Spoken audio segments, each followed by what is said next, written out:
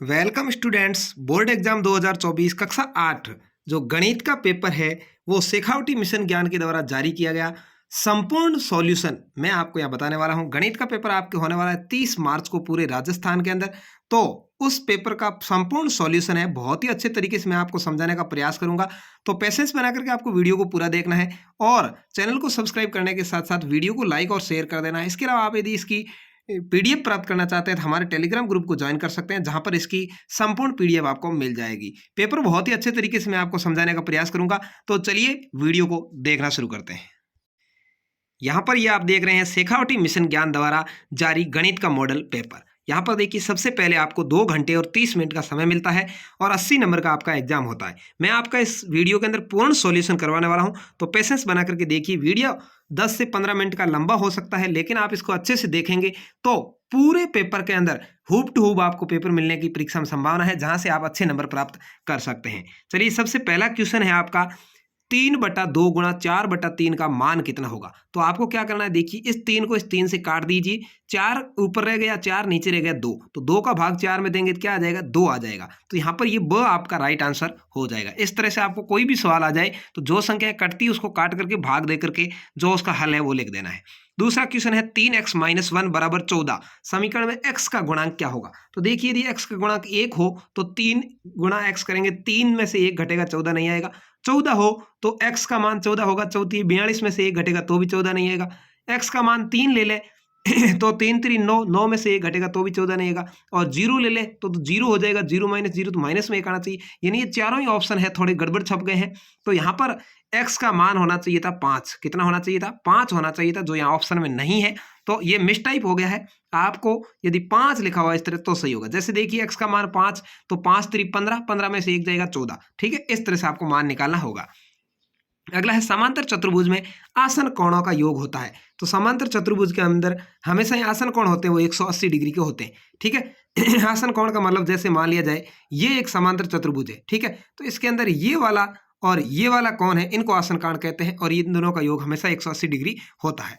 अगला है निम्न में से कौन सी संख्या पूर्ण वर्ग संख्या नहीं है। क्या पूछा है, पूर्ण वर्ग संख्या नहीं है। तो देखिए यहाँ पर 4 2 का वर्ग है, 9 3 का वर्ग है, 16 4 का वर्ग है, 13 किसी का वर्ग नहीं है। तो यहाँ पर कौन सी संख्या पूर्ण वर्ग नहीं है, तो 13 नहीं है, 4 आपका ऑप्शन सही हो जाएगा, यानी द आपका राइट आंसर हो जाएगा। अगला क्वेश्चन है यहाँ पर निम्न में से कौन सी संख्या घन संख्या नहीं है। तो देखिए घन संख्या किसको कहते हैं, जिसका 3 बार गुणा किया जाए। जैसे 2 का घन 8 होता है, 2 गुणा 2 गुणा 2। ऐसे ही 3 का घन 27 होता है, 4 का 64 होता है। तो 50 किसी का घन नहीं है। तो यहाँ पर आपका राइट आंसर है वो हो जाएगा 50। क्या है, 50 किसी का घन नहीं है। ठीक है, तो यहाँ पर ये आपका आंसर हो गया द। अगला है मिश्र धन में से ब्याज घटा ले तो क्या शेष बचता है। तो हमेशा मिश्र धन में से ब्याज घटाए तो मूलधन प्राप्त होता है। आपका यहाँ पर राइट आंसर है। निम्न में से द्विपद व्यंजक कौन सा है। देखिए 4x एक ही पद है, 5 ये भी एक ही पद है, x y और z ये 3 पद है। तो यहाँ पर -z और 5 ये 2 पद है, तो ये द्विपद कहलाएगा। ब आपका यहाँ पर राइट आंसर होगा। अगला है 1/1 के पीछे देखिए 6 जीरो है, इकाई दहाई सैकड़ा हजार हजार लाख 10 लाख। ठीक है, तो यहाँ पर 10 लाख का मानक रूप क्या है। तो हमेशा देखिए यदि बट्टा में हो तो 1 और 10 के पीछे कितने जीरो है, 2 4 6, टोटल 1 के पीछे 6 जीरो है। तो नीचे बट्टा में होगा तो -6 इसकी घात हो जाएगी। ठीक है, क्या हो जाएगी, 1/10 की घात -6। ठीक है, तो इस तरह से आपका यहाँ पर आंसर आ जाएगा। यदि ये 1 में नहीं होता तो ये आंसर हो सकता था। ठीक है, तो इसका मतलब आपका आंसर ये हो जाएगा 1/10 की घात -6। अब इसके बाद में ये तो 8 आपके आएंगे ऑब्जेक्ट टाइप क्वेश्चंस। उसके बाद अति लघुतरात्मक क्वेश्चन है, देखिए 9 से 12 तक। यहाँ पर लिखा है -13/17 गुणा -2/7 बराबर -2/7 गुणा -13/17। यहाँ क्या है, -13/17 पहले या बाद में ले आए, या जो बाद में था उसको पहले ले आए, बाकी कोई भी चेंज नहीं हुआ है। तो इसको क्रम विनिमयता का गुण कहते हैं। पूछा है गुणन के अंतर्गत कौन सा गुण धर्म है, तो क्रम विनिमयता है। कौन सी है भाई, क्रम विनिमयता गुण होता है। ऐसे में आपको ध्यान रखना है। ठीक है, क्रम गुण विनिमय होता है। ठीक है, अगला पूछा है 10वां क्वेश्चन, समीकरण 8x + 4 बराबर 3x - 1 + 7 को हल करना है। तो देखिए इसको भी मैं पूरा हल करवाऊंगा, आप आराम से देखिए। यहाँ पर देखिए 8x + 4 है, तो आप लिख देंगे 8x + 4 और दूसरे में है 3 का x से गुणा करेंगे, कोष्टक में है तो 3x हो जाएगा। ठीक है, यहाँ बराबर इधर ही लिख देते हैं 3x। ठीक है ना, यहाँ पर देखिए इसको मैं आपको पूरा सॉल्यूशन करवा देता हूँ। यहाँ पर बराबर लगा करके 3 का x से गुणा किया तो 3x और 3 का -1 से गुणा हुआ तो -3 और प्लस के साथ अलग से ही है तो प्लस के साथ। अब देखिए अपन क्या करते हैं, समीकरण के अंदर इन दोनों को एक तरफ करते हैं। तो पहला आ जाएगा 8x, यहाँ से आपको बराबर लगाना है ऐसे, और 3x को इधर जब अपन ले आएंगे तो ये माइनस का 3x हो जाएगा प्लस की जगह। 8x में से 3x गया, पीछे क्या बच गया, 5x बच गया। ठीक है, अगली लाइन में आपको लिखना है। यहाँ पर बराबर में क्या रहा देखिए, यहाँ पर ये प्लस का 4 है वो इधर चला गया, तो यहाँ पर -3 था ही, +7 था, और ये 4 इधर गया तो -4 हो गए। अब देखिए -3 और -4 -7 हो गए, और प्लस के भी 7 है तो क्या आ गया, 0 आ गया। तो 5x बराबर 0 इसका हल आ जाएगा। तो इस तरह से आपको इसको करना है। अगला पूछा है 11वां नंबर क्वेश्चन, निम्न में से प्रत्येक संख्या का घनमूल। तो घनमूल हमेशा ऐसे ज्ञात करते हैं, जैसे 512 के अंदर 2 का भाग देंगे तो 256 आ जाएंगे, फिर 2 का भाग देंगे, ठीक है, ऐसे जब तक 2 का जाएगा 2 का देंगे, फिर 3 का देना शुरू करेंगे, फिर 2 का देंगे तो 64, फिर 2 का देंगे तो 32, फिर 2 का देंगे 16, फिर 2 का देंगे 8, फिर 2 का देंगे 4, फिर 2 का देंगे 2, फिर 2 का देंगे 1। तो इस तरह से 2 के बाद में क्या पूछा है, घनमूल। घनमूल का मतलब 3 के जोड़े बनाए, 3 के जोड़े बनाएंगे, टोटल 9 बार 2 का भाग गया तो 3 जोड़े बनेंगे, 2 गुणा 2 गुणा 2, तो इसको करेंगे 2 दूनी 4, 4 दूनी 8, तो 512 का घन मूल क्या हो जाएगा, 8 हो जाएगा। ऐसे ही इसका आप निकालेंगे तो आपके इसका घनमूल आ जाएगा 30। क्या आ जाएगा भाई, 30 इसका घनमूल आ जाएगा। देखिए कैसे, 3 गुणा 3 गुणा 3, 3 3 9, 9 3 27, और 1 0 के 3 0 हो गए। ऐसे आसानी से देखें तो भी आपको समझ में आ जाता है, इसका घनमूल 30 है। अब अगला पूछा है 12वां क्वेश्चन, निखिल के पास 5 पेन है और हंसराज के पास 35 पेन है। पूछा क्या है, देखिए इसका अनुपात क्या पूछा है, तो दोनों के पेनों का अनुपात ज्ञात कीजिए। तो यहाँ पर देखिए अनुपात अपन आराम से कैसे निकाल सकते हैं। निखिल के पास 5 पेन है, निखिल के नीचे 5 लिख दीजिए, हंसराज के पास 35 पेन है, 35 लिख दीजिए, पीछे अनुपात का निशान लगा दीजिए। इसमें 5 का भाग जा रहा है, 5 एकम 5, इसमें 5 का जा रहा है 7 पंजे 35, क्या अनुपात आ गया, 1:7। तो इसका उत्तर हो जाएगा 1:7। अब अगला क्वेश्चन आपके पूछा है 13वां। देखिए बहुत ही आसान तरीके से मैं आपको समझा रहा हूँ। खंड अ आया है 13 से 16, निम्न कथनों को पढ़कर सत्य और असत्य में चिन्ह लगाना है। देखिए a की घात m भाग a की घात n का मान a की घात m माइनस n होगा। बिल्कुल ये बात सत्य है। क्यों है, क्योंकि जब भाग हो तो बट्टा में हो जाता है, a की घात m बट्टा a की घात n, और ये घातें इसमें से घट जाती है। जब कॉमन हो दोनों ही तो ये घातें घट जाती, और यहाँ गुणा का निशान होता तो यहाँ पर प्लस का आ जाता। ठीक है, ये ध्यान रखना आपको। तो सत्य होगा, तो ये सत्य हो गया।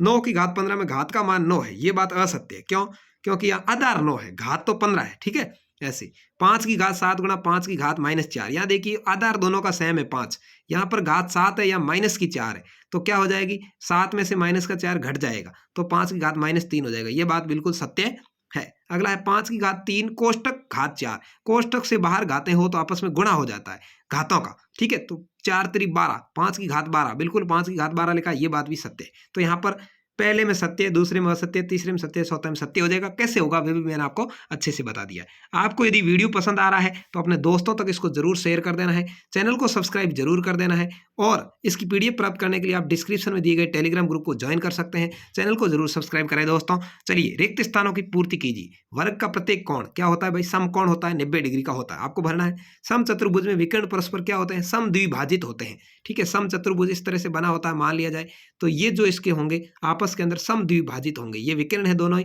यहाँ पर दोनों ही बराबर बन रहे हैं तो सम द्विभाजित कहते हैं इसको।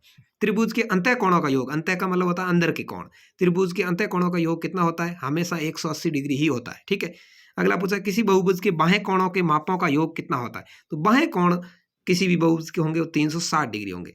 त्रिभुज का अंतः कोण है तो 180 डिग्री है, और बाहें कोण किसी का भाई 360 डिग्री होगा। तो इस तरह से आपका ये हो गया समकोण, ये हो गया समद्विभाजित, ये हो गया 180 डिग्री, ये हो गया 360 डिग्री। ठीक है, अब अगला है खंड अ और खंड ब का मिलान कीजिए। देखिए बहुत ही आसान पेपर आपके आएगा, आप अच्छे से यदि पेपर को हल करते हैं तो 80 में से 80 नंबर गणित में लाना सबसे आसान काम आपका है। खंड है देखिए 15b², तो यहाँ पर देखिए 5b और 3b लिखा हुआ है, तो 5 को 3 से गुणा करेंगे तो 5 3 15, और b को b से करेंगे तो b का स्क्वायर, तो ये पहले इससे मिल गया। ऐसे ही आप देखेंगे 4p और 3q, 4 3 12pq, 12pq यहाँ पर लिखा है, यहाँ पर लिखा है, इससे मिला दीजिए। 3x 1 - 2y, तो 3x का 1 से गुणा किया तो 3x, और -2y से गुणा किया तो 3 दूनी 6 और xy, तो यहाँ पर देखिए 3x - 6xy ये हो गया। और यहाँ पर देखिए -2r और 3t, तो 2 3 6 माइनस का हो जाएगा, और rt, तो यहाँ देखिए -6rt इससे मिल जाएगा। तो आपको इस तरह से मिला देना है, यहाँ पर ये इससे मिल गया, और ये इससे मिल गया, ये वाला इससे मिल गया, ये इससे मिल गया। ठीक है, इस तरह से आपको मिलान करना है। अगला क्वेश्चन आया देखिए पासे वाला, बहुत ही आसान क्वेश्चन है। जब एक पासे को फेंका जाता है तो निम्न प्रत्येक घटना की प्रायिकता। देखिए पासे के ऊपर अंक लिखे होते हैं 1, 2, 3, 4, 5, 6, यहाँ तक की संख्या होती है। एक अभाज्य संख्या आने की प्रायिकता क्या हो सकती है? तो आपको इसके बराबर खाली जगह लिखी होगी तो वहां पर ऐसे लिखना है। अभाज्य संख्या कौन सी? देखिए 2 है, 3 है, 4 है, सॉरी 5 है, 2, 3 और 5, 3 संख्या है। तो अभाज्य संख्या है 3, टोटल संख्या कितनी है? 6। इसको हल करेंगे 3 एकम 3, 3 दूनी 6, क्या आ गई प्रायिकता? 1/2। तो ये इसका उत्तर हो गया पहले का 1/2। समझ में आ गई आपको बात? पहले का 1/2 हो गया। दूसरा, एक अभाज्य संख्या नहीं आने की प्रायिकता। अभाज्य संख्या 1 नहीं है और 4 नहीं है, 6 नहीं है, तो कितनी हो गई? 3। इसका भी हो गया 3/6 बराबर 1/2। तो इसका भी उत्तर आ गया आपके 1/2। 5 से बड़ी संख्या, 5 से बड़ी संख्या कौन सी? एक मात्र 6 ही है, तो 1/6। टोटल संख्याएं हैं वो नीचे लिखनी है, 1/6 होगी। 3 से बड़ी संख्या आने की पड़ेगी। 3 से बड़ी होती है 4, 5 और 6, 3 संख्या, तो वही 3/6, 3 एकम 3, 3 दूनी 6, 1/2। तो इसके अंदर आपका सभी आंसर आप आराम से कर सकते हैं। इसका भी उत्तर आया 1/2, इसका भी आया 1/2, इसका आया 1/6 और इसका आया 1/2। इस तरह से हो गया। अब देखिए अगला क्वेश्चन है खंड ब 17 से 22 तक। अभाज्य गुणनखंड विधि से 4000 चिन्हों का वर्गमूल ज्ञात करना है। ऐसे ही इसी तरह से आपको ज्ञात करना है। 4000 चिन्हों लिख करके 2 का भाग देते जाइए। इस तरह से आप करेंगे तो आपका उत्तर आ जाएगा 64। क्या आ जाएगा? वर्गमूल पूछा है तो दो संख्याओं का जोड़े बनाने, तो इसका 64 आ जाएगा। क्या आ जाएगा भाई? उत्तर आपके 64 आएगा 17वें क्वेश्चन का। ठीक है, इस तरह से आप कर लेना। आप समझदार हैं, अच्छे से कर लेंगे। 18वां है, एक समबाहुभुज की भुजाओं की संख्या ज्ञात करनी है। प्रत्येक बाहें कोण 45 डिग्री। बाहें कोण दिया हुआ हो तो आपको एक ही काम करना है, 360 डिग्री बट्टा जो कोण दिया हुआ हो उसका भाग लगाना। ठीक है, तो यहाँ पर डिग्री से डिग्री हो गया, डिग्री है 45 का भाग इसके अंदर देंगे तो जाएगा 8 बार। कितनी बार जाएगा? 8 बार। तो इसकी भुजाओं की संख्या कितनी होगी? 8। तो आप लिख देंगे अतः एक समबाहुभुज की भुजाओं की संख्या 8 होगी जिसमें प्रत्येक बाहें कोण 45 डिग्री का होता है। इस तरह से आपको लिख देना है। उसके बाद अगले क्वेश्चन की ओर बढ़ते हैं। Question number 19। एक टेलीविजन का मूल्य 13,000 रुपये है। इस पर 12% की दर से बिक्री कर वसूला जाता है। यदि विनोद इस टेलीविजन को खरीदता है तो उसके द्वारा भुगतान की जाने वाली राशि ज्ञात कीजिए।